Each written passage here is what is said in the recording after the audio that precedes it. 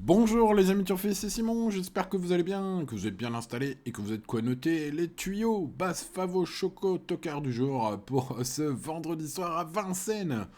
Un quintet, ouais, plutôt intéressant, indice de confiance médian, on verra cela tout ça avec le prono bien sûr, la sélection, l'indice de confiance en fin de vidéo.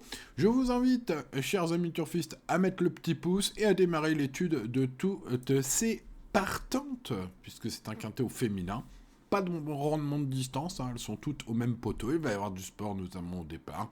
Et c'est une course européenne, donc sur 2850 mètres. Bon, alors les forces en présence, hein, les voici, les voilà. Vous le voyez.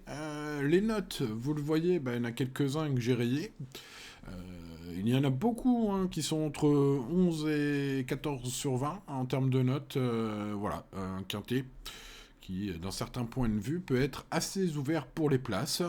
Bon, j'espère vous aiguiller comme il faut, comme il se doit, les amis, dans ce quintet. En tout cas, j'ai fait tout ce qui était en mon pouvoir pour vous donner une étude la plus poussée possible. Allez, c'est parti. Avec 50% de réussite dans les trois premiers, Eric Raffin qui lui renouvelle sa confiance. Une ultime victoire superbe dans le prix de Quentin la dernière fois. Diabel, le numéro 1, me semble capable de monter de catégorie aujourd'hui avec les plus hautes ambitions. D'autant plus que son coach me semble assez confiant, Eric Bondo. Eh bien, il y a beaucoup de raisons d'y croire à ce numéro 1, ce pourquoi évidemment il sera le favori à la cote. Maintenant, voilà, c'est une bonne jument et normalement un point d'appui assez stable. Passons au numéro 2, Dada Del Ronco, l'autre Bondo, hein, Eric Bondo qui présente donc ces deux partants. Alors ce sont les deux moins riches, mais pas les deux moins doués, on a vu le 1. Voyons ce 2, alors qui manque lui à cette constance hein, sur les départs voltés. Euh, Sa forme du matin est bonne selon son coach, elle possède de la vitesse. Voilà, alors malgré le désamour d'Eric Raffin, hein, qui a mené Dada Del Ronco la dernière fois et qu'il l'abandonne aujourd'hui au profit de Diabel, hein, cette jument est loin d'être interdite à l'arrivée. J'en fais même une chance plutôt régulière pour les places. Le numéro 3, Josepha Choup, victime de malchance au niveau D national récemment. Elle affronte cette fois les Européens.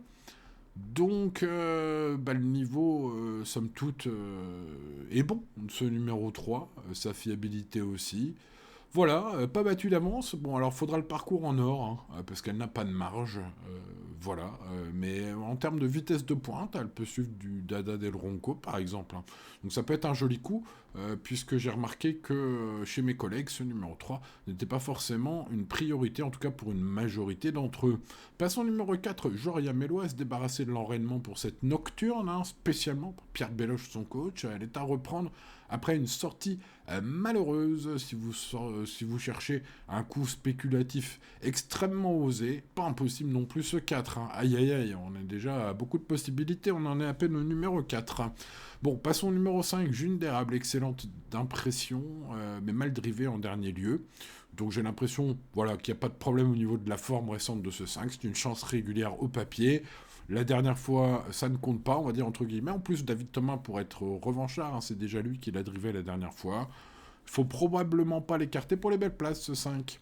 Le numéro 6, Daytona dit Checo, avant et après sa victoire incroyable à la cote astronomique de 112 contre 1 dans le prix de la porte de Saint-Mandé à Anguin en octobre dernier.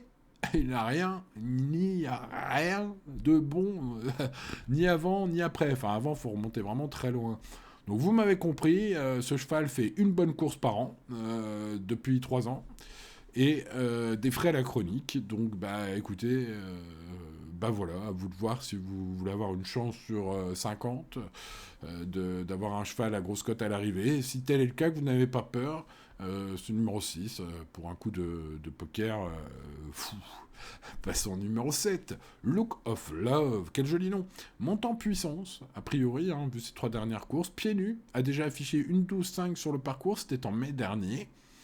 Un chrono significatif vu le lot du jour. Peut viser un bon classement, donc du coup ce cheval, il faudra que son driver hein, lui offre une course d'attentiste parfaite. Alors voilà, hein, son driver qui connaît bien Vincennes, mais enfin qui n'est pas un driver très très voilà, régulièrement utilisé. par les différents entraîneurs. Donc on fait le déplacement avec des ambitions, avec ce numéro 7, qui me semble être une chance, voilà, tout simplement. Passons au numéro 8, Jolie Doll, efficace en province. Confiée à JMB là pour Vincennes, hein, elle va tenter de surprendre.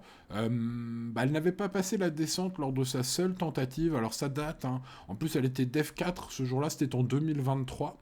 Et donc, au grand galop dans la descente, hein, pour ceux qui veulent aller revoir ce magnifique galop à Vincennes, allez revoir Jolie Doll en 2023.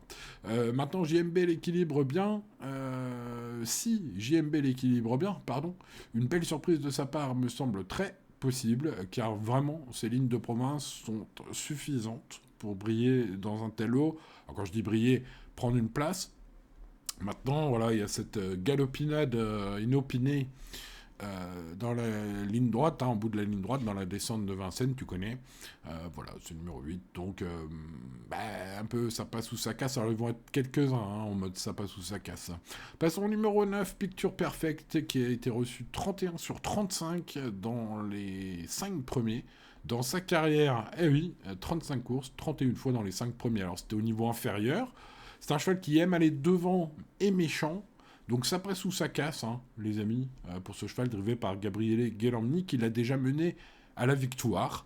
Bon, maintenant, voilà, l'opposition est un peu inédite hein, pour ce numéro 9, qui aura donc à prouver sa valeur à ce niveau, mais pour ce qui est de sa régularité incroyable et de sa forme étincelante, ça, on en est sûr. Passons au numéro 10, Joy Genilou. Malgré un papier récent moyen, j'ai senti son coach Grégory Torel très chaud. Pied nu, une place dans les 5 premiers est attendue. Sa cote probable intéressante. Un jeu spéculatif, pourquoi pas, sur ce numéro 10, un petit ticket. Avec pourquoi pas ce 10 en base, pour ceux qui veulent faire les fous.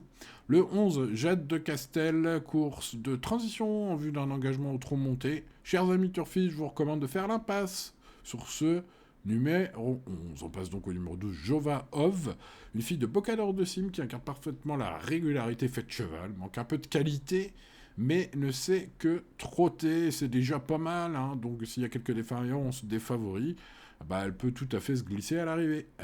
Voilà, c'est tout, c'est pas mal. Le 13, Marie-Anne Lane, engagement intéressant pour cette jument 3ème de groupe 1 en Scandinavie en 2023. Alors ça date un peu, mais c'était quand même une course incroyable, hein, les amis.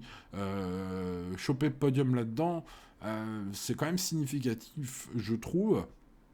Puisque c'est le prix de printemps des juments, enfin des pouliches, je crois que c'était pour les 4 ans.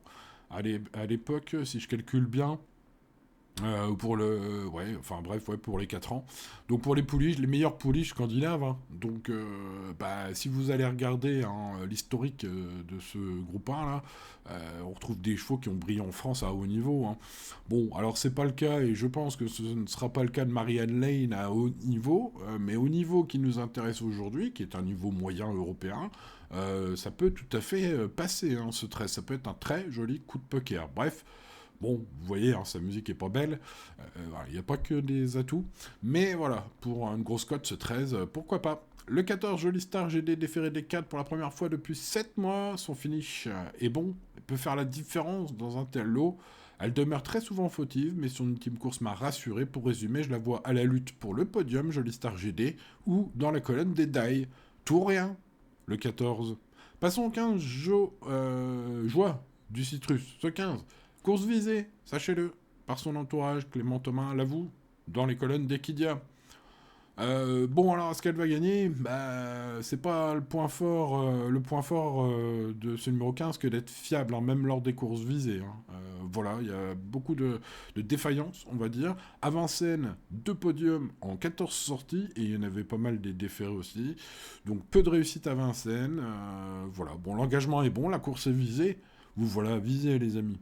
Passons au numéro 16, Jamaïca. L'engagement est idéal au plafond des gains. Et j'ai des incertitudes sur son niveau actuel. Il n'y a pas que moi, je pense, vu ses ultimes courses très mauvaises. On compte quelques 4-5e places à bon niveau, un niveau équivalent à celui du jour l'année dernière. Je ne garde pas Jamaïca dans mes jeux ce vendredi, tout simplement.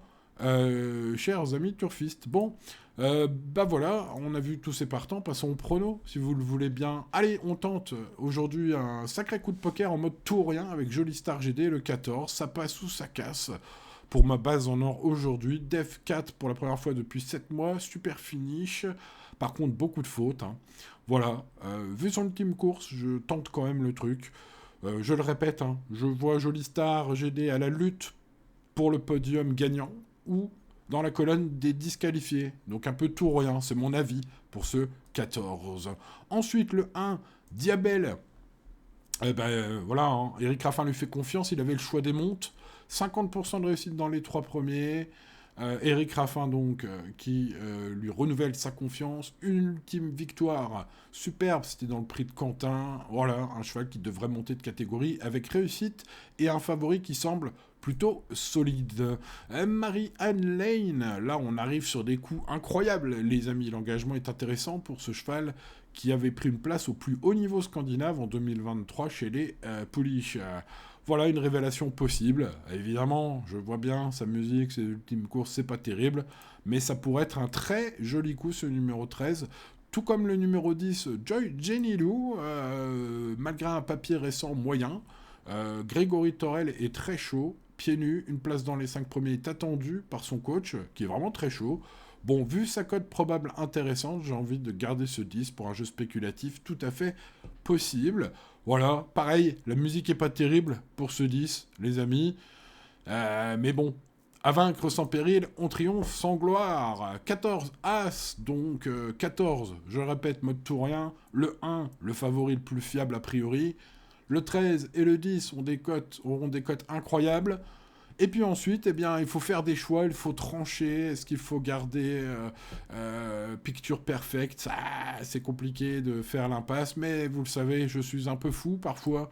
Et je tente des choses. 5, 2, 3 et 8 seront pas les chevaux de tout le monde. En tout cas, j'ai fait quelques impasses risquées, donc restez raisonnables, les amis turfistes, pour ce vendredi soir, pour pas qu'on se prenne un Black Friday. Voilà, il suffit de rester raisonnable et tout ira bien. Bon, eh bien, il ne me reste plus qu'à vous souhaiter bonne chance, les amis. N'oubliez pas le petit pouce sur la vidéo. Merci à ceux qui le mettent. Vous êtes les meilleurs. Les petits nouveaux, pensez à vous abonner. Beaucoup de bases en or gagnantes en janvier. J'espère qu'elles vous ont fait plaisir pour ceux qui suivent depuis longtemps. Et puis pour les petits nouveaux, j'espère que vous êtes arrivés avant les gros gagnants. Et puis, activez la cloche pour ne rien manquer. Voilà, les amis turfistes, à demain pour de nouvelles aventures. Ciao, ciao.